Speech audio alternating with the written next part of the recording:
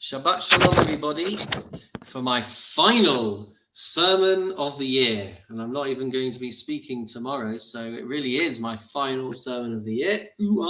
Getting ready for Rosh Hashanah. I realize that it's Parshat Nitzavim this week, but you know what? I thought I would share a really nice message to get us into the festive spirit for Rosh Hashanah.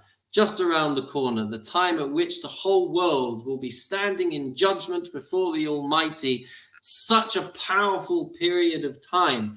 And one of the most powerful motifs, one of the most powerful symbols of these days is, of course, the shofar, the blowing of the shofar. But why is it so powerful? So we are taught that the sound of the shofar sparks the moment when God will get up off his throne of judgment and move across to his throne of mercy, a completely different way in which the Almighty will please God relate to each and every single one of us. The question, of course, is, why should this be so?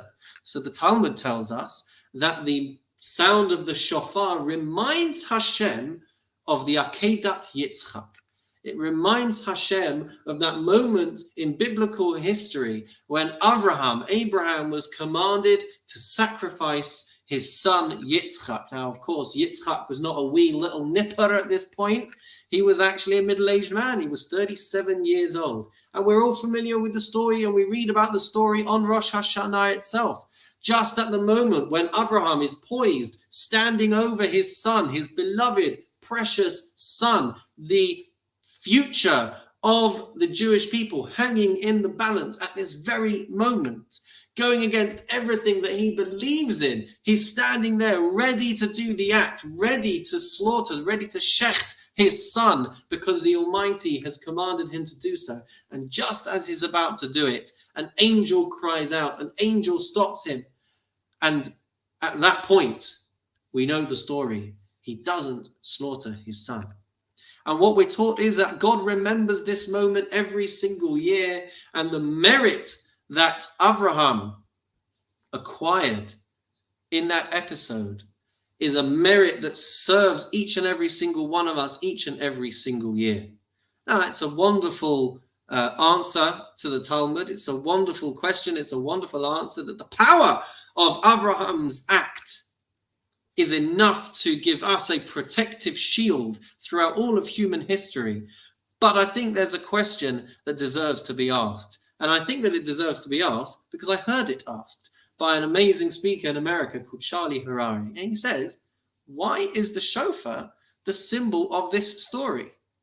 Why are we remembering the Akedat Yitzchak because of the shofar? Now, we may know the answer, or at least part of the answer, because straight away after the aborted shechita, the aborted slaughtering, Abraham sees a ram in the bushes. And it's at this point that he offers up the ram in place of Yitzchak, and because of the shofar being on the ram, so we have a shofar associated with Rosh Hashanah. Okay, but by the time the ram shows up, the story is already over with. The drama has ended. Yitzchak is already safe. So I hope we can appreciate the nuance of the question over here. We blow the shofar because it reminds Hashem of the Akedah, but the ram's horn comes after the Akedah. If we wanted to take a symbol for the Akedah, we could take anything else. We could take ropes. We could take a knife. These things are all better motifs to remember the Akedah than the shofar itself. So why do we have the symbol of the shofar? So the answer that I'd like to share with you goes as follows. The moment when Abraham decides to slaughter the ram is the moment when he showed Hashem that he was willing to push himself beyond the letter of the law. It's the moment at which he showed Hashem that he is all in, that he will think of ways to connect to the Almighty, to build that relationship, even when he might have already done what was asked of him, even when he might have done all that was required. He was going above and beyond. He was ready to slaughter his son. He was stopped and prevented from being able to do so, but he wanted to do something at that time. He wanted to find some way of connecting to Hashem. And so he went and he took that ram. He was willing to go above and beyond what he was capable of. And because he was willing to do that, that is why we blow the shofar. It's a signal for Hashem to go above and beyond for us. Midah keneged midah. The demonstration that Avraham showed at that point, going above and beyond, is supposed to spark a proportional response from the Almighty, to not just sit on the throne of judgment and judge each and every single one of us by the strict letter of the law, but to realize that he wants to invest in us through his attribute of mercy, to give us that extra chance, to let us repair what we have wronged, to give us the opportunity to go again and to come back stronger and more effective than we were before.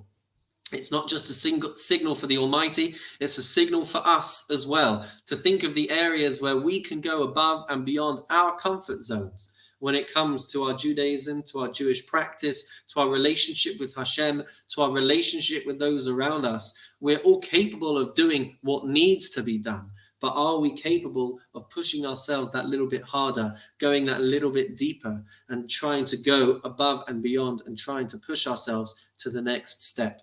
So some nice words there for us to prepare for Rosh Hashanah. We can think about how we can be the shofar, how we can represent what the shofar stands for, the way in which Avraham went above and beyond for Hashem. Please God, we should be able to do so too, for another year at least, in good health and in happiness.